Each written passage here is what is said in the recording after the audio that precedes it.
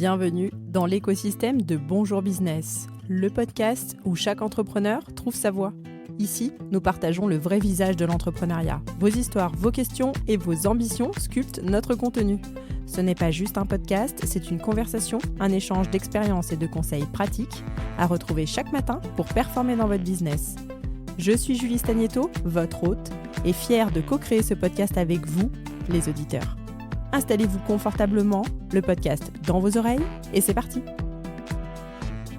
Pour fêter le lancement de ce nouveau podcast et vous remercier pour votre écoute, nous vous offrons à vous qui nous laissez une review dans Spotify ou dans Apple Podcast l'accès à notre espace Notion que vous pourrez dupliquer pour optimiser votre stratégie de communication digitale. Alors laissez-nous une review, on n'a pas fini de vous gâter. Bonjour à tous et soyez les bienvenus dans notre épisode numéro 2, comment aborder le réseau social LinkedIn. Et plus précisément, comment construire cet actif qui va vous suivre durant toute votre vie professionnelle. Voilà, moi c'est ce que j'aime dire. Vous êtes d'accord ou vous n'êtes pas d'accord, mais en tous les cas, je pense que tant que LinkedIn existe, eh bien, c'est un élément que l'on va pouvoir consulter à votre sujet et ça va nous retracer un petit peu votre parcours professionnel et donc c'est très important de le construire. Le premier élément à prendre en compte est d'envisager LinkedIn comme étant plus qu'un simple réseau social. C'est une plateforme où vous pouvez établir votre marque personnelle comme un véritable actif professionnel. Votre marque personnelle, c'est l'empreinte que vous laissez dans l'esprit des professionnels de votre secteur. Et de votre secteur aujourd'hui, demain, il peut tout à fait évoluer et votre marque personnelle va vous suivre dans ce cheminement.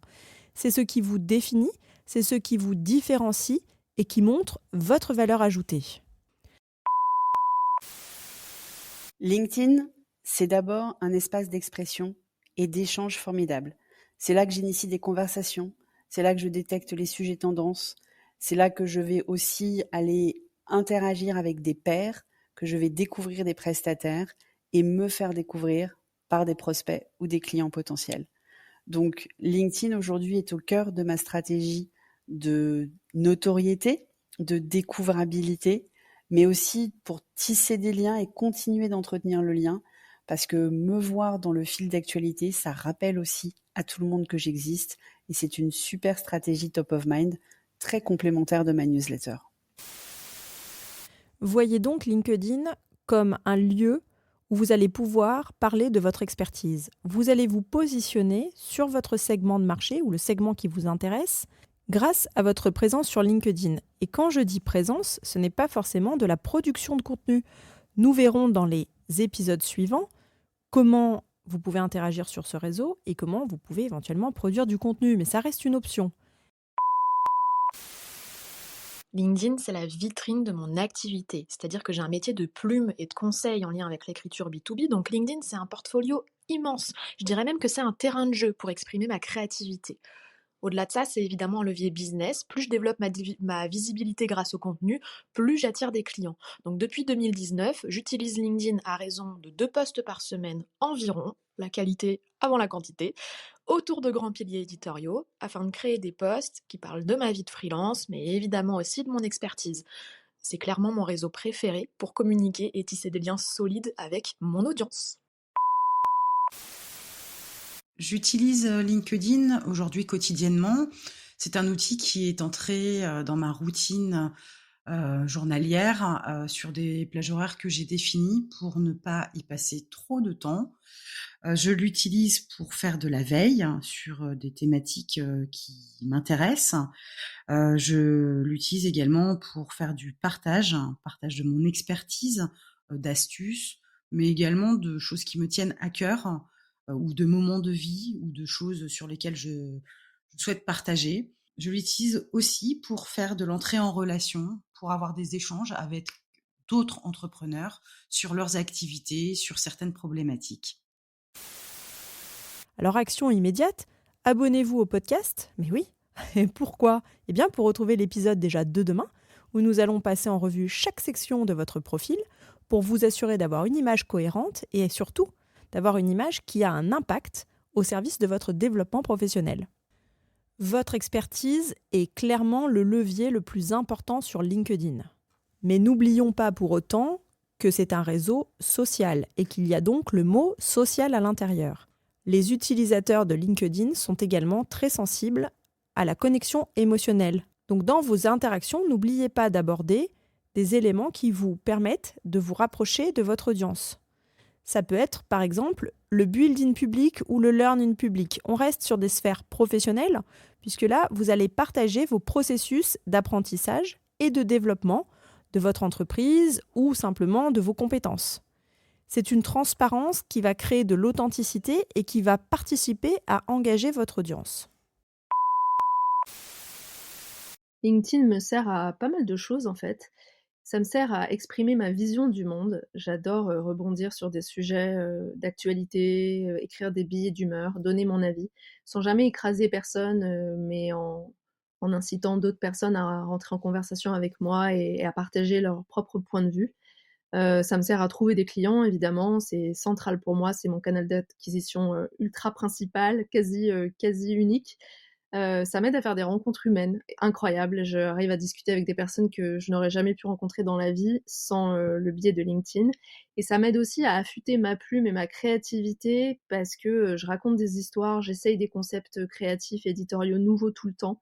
Et ça fait que finalement, c'est un usage qui n'est que du plaisir. Et c'est pour ça que j'écris depuis aussi longtemps sans jamais vraiment perdre mon inspiration ni me lasser. C'est parce que j'aime le faire, ça me fait kiffer. Dans les méthodes pour aborder ce réseau social, vous noterez que LinkedIn est un outil puissant pour créer des connexions significatives. Alors ne vous contentez pas d'ajouter des contacts, engagez-vous véritablement avec eux. Commentez leurs publications, participez à des discussions et proposez votre aide lorsque c'est pertinent. Coucou, c'est Delphine de Jao Learning. Alors pour moi, LinkedIn, c'est d'abord une façon d'augmenter ma visibilité en communiquant régulièrement dessus, mais c'est aussi une plateforme pour rencontrer de nouvelles personnes, que ce soit des pairs qui sont comme moi dans le domaine du learning, que ce soit des partenaires avec lesquels je vais créer des synergies et développer du business. Ça peut être des clients, ça peut être des fournisseurs de solutions e-learning. C'est aussi là où je fais ma veille. Donc je suis très friande d'articles, de newsletters et mais de posts tout simplement, qui sont partagés, tous les jours, hein. Que ce soit en français, en anglais, voire en espagnol parfois, j'arrive à choper des informations utiles. Donc pour moi, c'est vraiment, ma base. Voilà. N'ajoutez pas des contacts pour faire gonfler votre audience, l'engagement sera minime et vous serez alors pénalisé par l'algorithme. Oui, parce qu'en ajoutant vous-même les contacts, il y a fort à parier que ces utilisateurs-là engagent peu ou pas sous vos contenus. Et donc, l'algorithme va voir une audience qui grossit, mais qui, en proportion, n'engage pas. Et donc, ça, c'est pénalisé par l'algorithme. Enfin, LinkedIn est un outil de prospection. Il peut être utilisé comme un outil de prospection direct ou indirect. Si vous l'utilisez de manière directe, eh bien vous segmentez, vous choisissez à qui vous adressez votre message et ensuite vous entrez en relation avec votre cible. On évite cependant le message privé hyper commercial ou promotionnel. D'abord, c'est totalement inefficace et c'est la meilleure méthode pour vous faire blacklister par vos contacts LinkedIn. Non, une bonne pratique serait par exemple d'arriver avec un contenu dont vous savez qu'il va intéresser la personne à laquelle vous l'envoyez. Donc vous dérangez cette personne avec un message privé, mais c'est pour lui délivrer un contenu qui va lui apporter de la valeur. Par exemple, je repère qu'un dirigeant a une identité de marque qui est mal ficelée. Alors je ne vais pas lui dire comme ça, mais c'est un peu ça l'idée. Ou alors je repère que sa marque personnelle n'est pas très bien élaborée. Et alors je peux lui proposer un axe d'amélioration. Je peux même lui proposer un plan d'action concret pour améliorer. Ensuite, libre à lui de mettre en pratique la valeur que je lui ai apportée. Et puis, je pense qu'il se souviendra de moi comme ayant participé à son amélioration. Ou alors, je peux m'ouvrir l'opportunité que ce dirigeant me dise « Julie, je suis intéressée, est-ce que vous pourriez m'aider à le faire, à le mettre en pratique ?»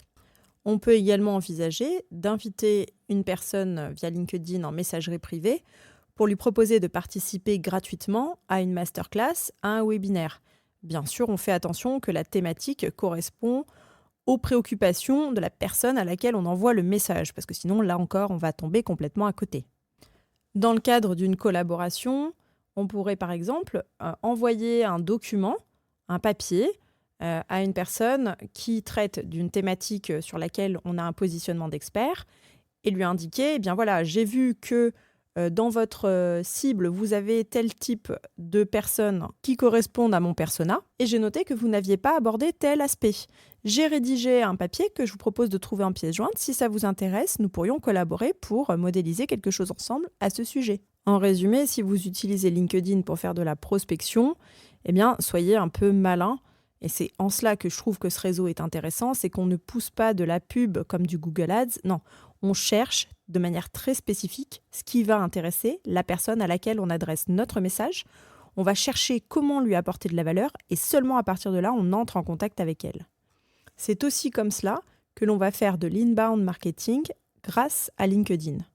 En publiant régulièrement du contenu de valeur, vous allez démontrer votre expertise et c'est naturellement que vous allez attirer à vous des prospects, des collabs, des connexions, bref, des relations professionnelles significatives.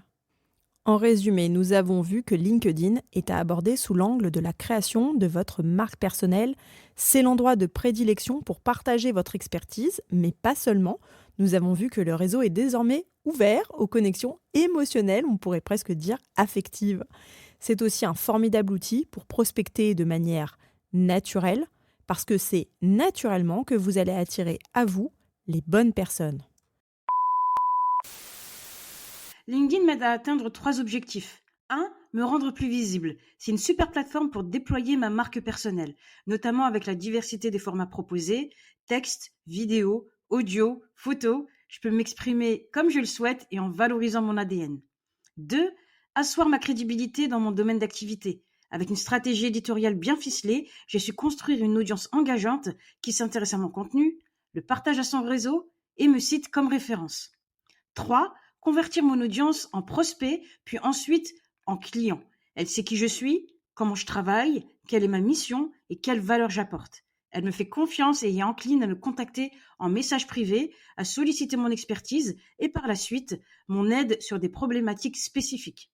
Et au-delà de la vente, LinkedIn, c'est également génial pour promouvoir ma newsletter ou mon podcast. Bonjour business, c'est Nathalie. Aujourd'hui, LinkedIn s'est beaucoup amélioré. Heureusement, c'est devenu une source incontournable pour tous les business B2B. Si vous voulez vous positionner en tant qu'expert dans n'importe quel domaine, c'est un canal indispensable pour votre personal branding. J'accompagne aujourd'hui en tant que formatrice en réseaux sociaux et en marketing digital toutes sortes de professionnels qui ont besoin de visibilité sur ce réseau, que ce soit des entrepreneurs, des dirigeants ou des administrateurs de sociétés. LinkedIn est aussi très important pour la veille de contenu dans votre domaine d'activité. Enfin, c'est une source de prospects intarissables. Demain, nous verrons les bonnes pratiques pour intégrer LinkedIn efficacement. Je vous remercie pour votre présence et j'en profite pour remercier bien entendu tous les intervenants et co-créateurs qui ont participé à l'édition de cet épisode. Vous trouverez l'ensemble de leurs coordonnées en description de cet épisode et je vous dis à demain. Ne partez pas, j'ai besoin de vous. Donnez-nous vos conseils et témoignages entrepreneuriaux sur bonjourbusiness.fr. Prenez le micro et rejoignez les co-créateurs. Abonnez-vous pour retrouver les prochains épisodes directs dans votre bibliothèque. Chaque avis que vous postez sur Apple Podcast nous permet de vous offrir l'accès à notre espace Notion exclusif. Pensez-y. On se retrouve de l'autre côté. Merci pour votre présence.